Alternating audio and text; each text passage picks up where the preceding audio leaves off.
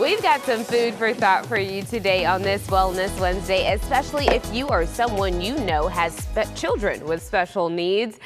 April is Autism Acceptance Month, and for many families who have kids with special needs, mealtime can be a daily challenge. So this morning, I'm joined by registered dietitian Hannah Eboagu to share helpful stress-free nutrition tips for you to try. Good morning to you. Good morning, Erin. Thanks for having me. I'm so glad to have you. As soon as we got started, everything started knocking over, which is why I was smiling so hard in the intro. Hey, it's okay. We'll figure it out. This is live TV, This is what it's like to be a mom or caregiver with a kiddo with autism. Exactly. So don't even worry about it. Listen, all right? Okay, we were giving you real life scenarios. Now, Yes, for people who don't know, tell me, why can mealtime be so difficult for parents with children who are on the spectrum or with special needs? Yes, so there's a lot of sensory issues that go along with it. So there's color, there's temperature, there's timing. All of those are a huge thing. But then there's also the aspect that the brain and the gut work together. And sometimes when a kiddo has a difficulty or special needs, specifically autism,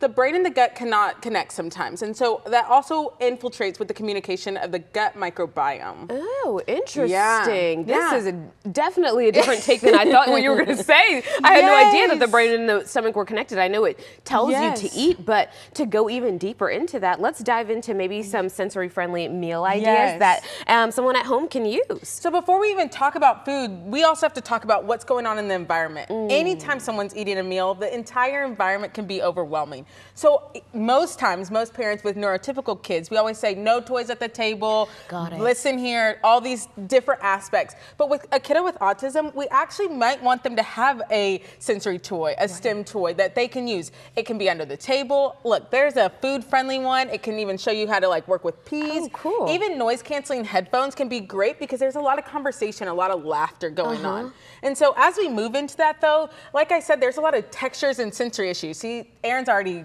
gravitated not towards me it. getting to it.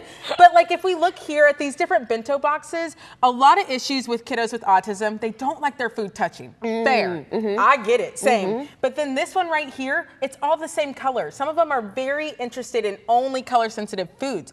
But then this one right here is all similar texture. So right here we have all browns and tans and things. So we have pretzels, noodles, bananas, hummus, oatmeal, as well as the same texture over here. We have applesauce, refried beans, Greek yogurt, sweet potato. I know we're always going to root for having a very balanced area, but sometimes that's not the case. But this is definitely the goal. We can start out small, and even just taking a bite is a win for those kids. I was about to say, because I think a lot of the times as parents or even just as adults, we think, oh my gosh, the meal has to be structured in some way, right? So why would I have oatmeal with noodles? But at this point, we're just trying to get food to be digested. And it is structured. There's fiber, there's carbs, there's all these, there's healthy proteins things within it. Oh, so okay. even though it might not look what our traditional meal looks like, they're still getting nutrition. So think it take all of the greens and the vegetables and the color out of it. We're going to meet our clients where they are. There you go. You know what? And that includes children, right? So structure is everything. So how can parents create a calming environment? I know you mentioned headphones, but any other ideas? Yeah, so I love a sensory plate here. It's very colorful, so then they can start to match the different colors or even look at to see what should go in the different areas. Ooh, yeah. It becomes a game.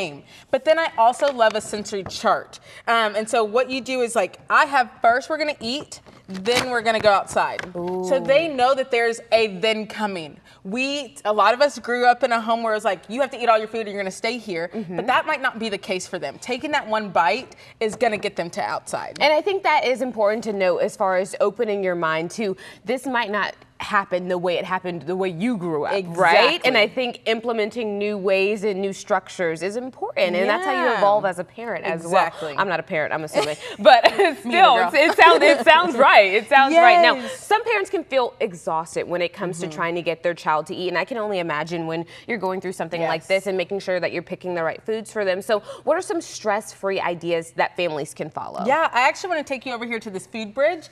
This is what we call a food bridge. It's what we are going to do our next steps to make it to that long goal. So the goal is our green beans, right? We want our kids to eat green foods.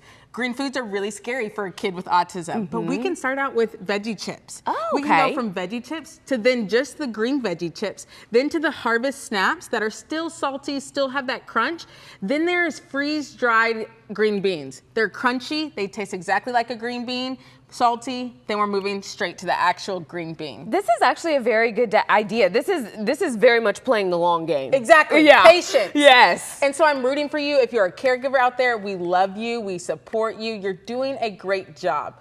Don't feel like you have to just make all the things happen overnight, because it's not going to happen. Exactly. Hannah is the best, you guys. This is why we keep having her on the show. She always brings wonderful tips, but you know what? You're always so in tune with your clientele, and you can really tell. Hannah, thank you so much for being here. Tell me where people can find you. On Instagram at Free Agent Nutrition, or even at, you can find my website at equippedwellness.com. And so happy Autism Awareness Month, guys. Thank you so much, Hannah.